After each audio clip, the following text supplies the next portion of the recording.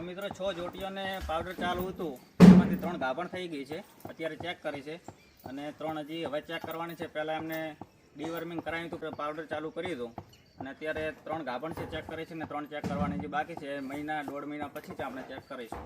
શું કહેવા માગશો નિલેશભાઈ? આ અંદાજે 1.5 વર્ષની હતી ને અમે આ પ્રવીણભાઈની દવા સેવા આપી એટલે ચાલુ કરી હતી. બરોબર. એટલે અંદાજે આ 2.5 વર્ષની થઈ છે. હાલ 2.5 વર્ષની થઈ. 12 મહિનાથી એમનું ટ્રીટમેન્ટ લઈને દવા ચાલુ હતી.